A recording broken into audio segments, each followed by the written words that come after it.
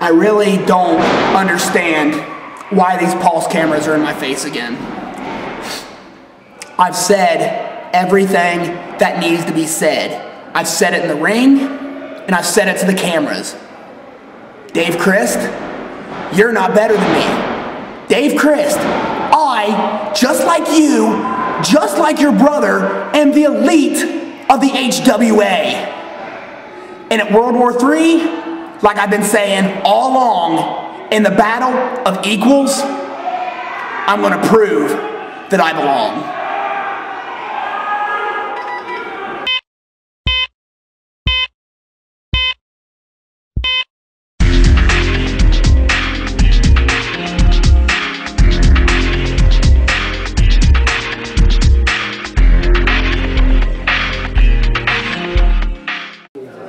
December 17th, that's the big day.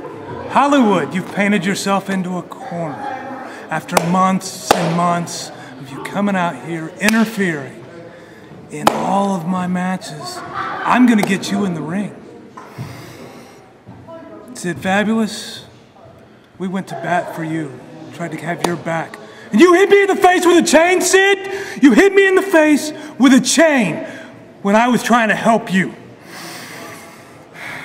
Tim? Hey, Clark, it's all right. Because look at this, December 17th. December 17th. Look at all the names on here. We got Dave Christ and Ron Mathis in a TLC match. We got Jake Christ, heavyweight title match. But one thing that's not on here, Clark. One thing that was just announced tonight. I'm not angry anymore. I'm excited. Because it's you. It's me. It's John Murray. 3-on-3 against Sid Fabulous, Jerry Andrews, and... Did I just hear my name? Are we talking about December 17th, World War III? Guess what? It's right here. It says it right here. Evil has a destiny. I don't think they're talking about Dave Christ or Rod Mathis. I think they're talking about Bobby Olson. You know why, Bobby? I got one question for you. What kind of grown man dyes their hair blonde? Huh? Who does that? Nobody. Douchebags do that. You do that, Bobby. Jerry Andrews does that. Sid Fabulous does that. And you know what? December 17th, guess what we're going to do, boys? Guess what we're going to do? We're going to win. We're going to take it home. We are going to be what everybody's talking about. December 17th, World War III. Tim Lutz, Clark Connor, John Murray versus HBO and crew. And I'm not even angry anymore. I'm not even tired anymore. I'm not even hungry right now because all I can think about is December 17th and beating up you boys. Boys, what do you think? Bobby, I'm still angry. I am kind of hungry now, but that's beside the point. Once again, it's December 17th. You all better be there because we got some asses to kick.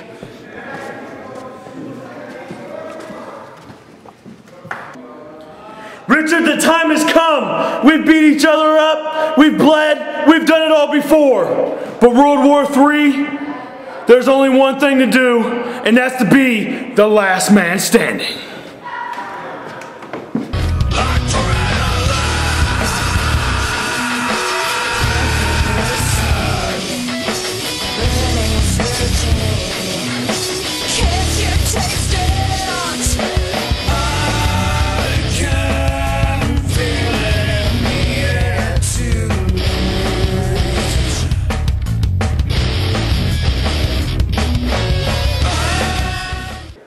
An asterisk. Let me repeat that. An asterisk. Jake Chris, last week on the Pulse, I heard you say that my title run was going to be nothing but an asterisk. An asterisk! Do you know how disrespectful that is to me? Especially coming from you, because a long time ago, Jake Chris, we had a lot in common. We traveled up and down the roads together, bounced ideas off each other, and each of us wanted to become our best. And I did, Jake Chris. A couple months ago, I won the biggest, baddest, most coveted title in this company, the HWA heavyweight title. I'm very proud of what I've accomplished, and I will stop at nothing to hold this title. But Jake Chris, what's different between you and me is the fact that you like to talk about all the titles you've won. You like to brag about that. You like to say how you're the best HWA champion there's ever been, the longest reigning HWA champion there's ever been. But what I think, Jake Chris, is you're resting on your laurels. You're resting on your accomplishments. You're showing your other belts around, and you're proud of that. And you have accomplished a lot.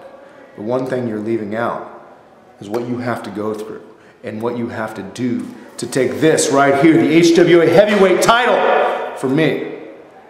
I've been like a buzzsaw in this company in the past 6 months. I've ripped through every single competitor. And you may be my toughest challenge yet, Jake Chris. You're fast, you're strong, you have tenacity, you have endurance. But I think World War III, December 17th, I'm gonna have just a little bit more heart. I'm gonna have a little bit more guts. I'm gonna have a little bit more determination. And while you talk about all the titles that you've won, you're not gonna be taking this from me. Tonight, at HWA Adrenaline, I did exactly what I knew that I could do all along. I took all the politics that have been thrown at me by this company and I stuck it straight up their butt. And I beat everybody's golden boy, everybody's favorite wrestler, Remy Wilkins. Yeah, that's right. I knocked the dreadlocks right off of his stinking head and I made him pass out in the middle of the ring. That's right, I made him pass out. He passed out. So on Saturday, December 17th, World War III, you have me in an I Quit match. Do you really think that you can beat me, Remy? Do you really think that you can make me say I quit? Do you actually believe in that pathetic little heart of yours that you can make me quit? Because you know what? I don't. I don't think you can. I don't think you will. And Saturday, I end it. I end the Cinderella story that is Remy Wilkins, and I'm going to send you back to wherever it is that you came from. And I'm going to continue my rise to the top of HWA. And there's nothing you or anybody else can do about it.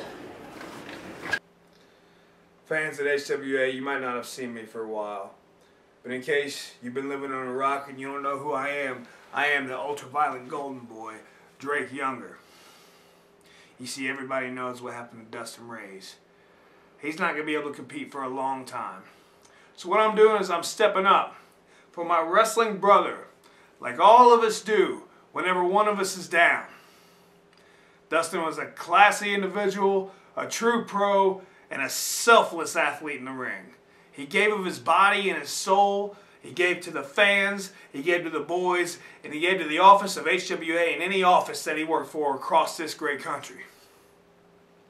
See, be that as it may, this Saturday night in Hamilton, Ohio, he was scheduled to compete against one of the best athletes in the damn world, BJ Whitmer.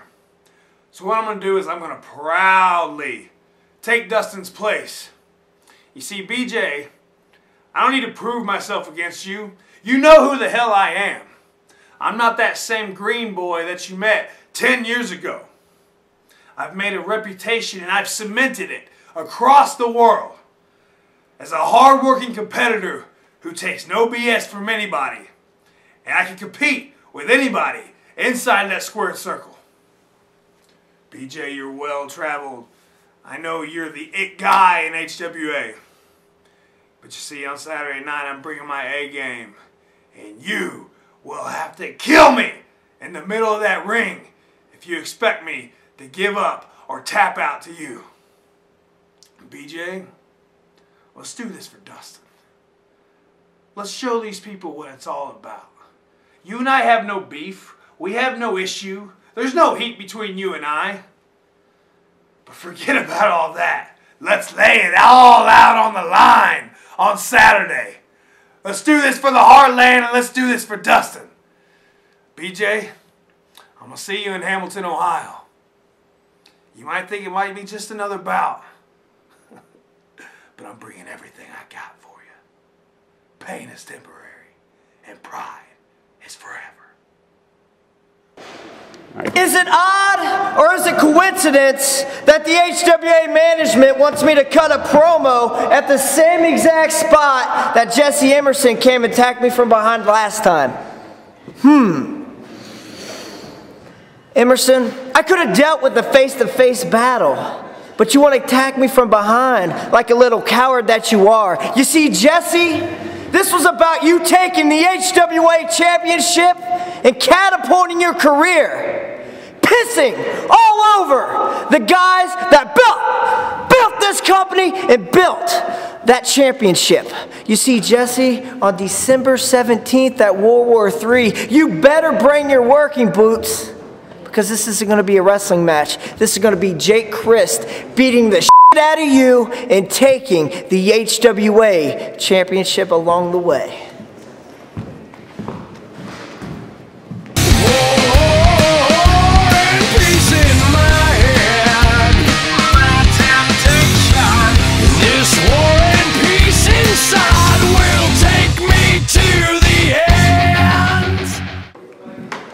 Enough talking, enough games. I'm tired of attacking you from behind. I'm tired of you getting in my business. December 17th, World War III. Last man standing. Who is it going to be? Is it going to be you or is it going to be me? I guess we'll have to see.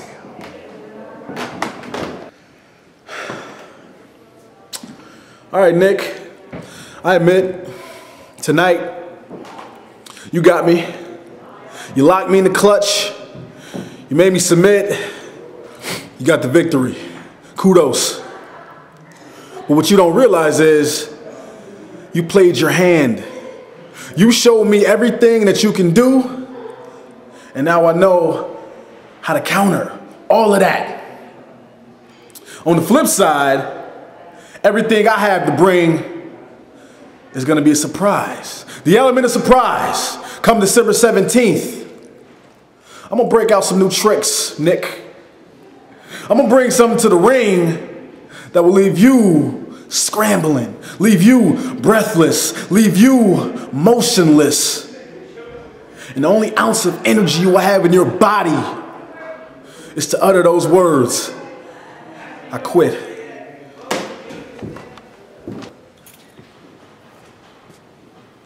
The thing you need to realize, Ron Mathis, today you made a mistake. Come December 17th, you and I, we're in a ladder match.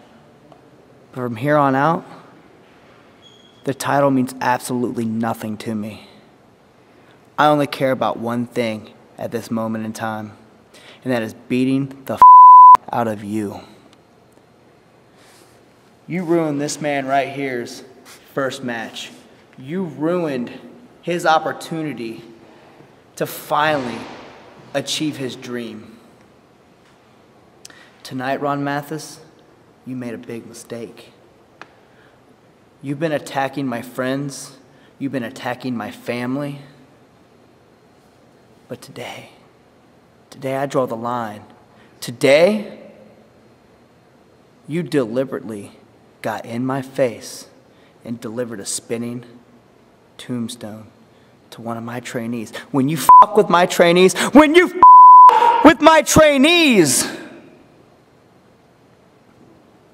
it's like with my children. There's two things you don't do in this life, Ron Mathis. You don't fuck with my dog, and you don't fuck with my trainees. And tonight, you made the biggest mistake of your life. And tonight you got a little piece of what's coming to you when Jay knocked your teeth down your throat. Come December 17th, I have two goals. Number one, to break every bone in your body. And number two, to get that belt and shove it straight up your ass. That's the only thing you hold precious to you. Well, I want you to look at what I hold precious to me. You made a mistake.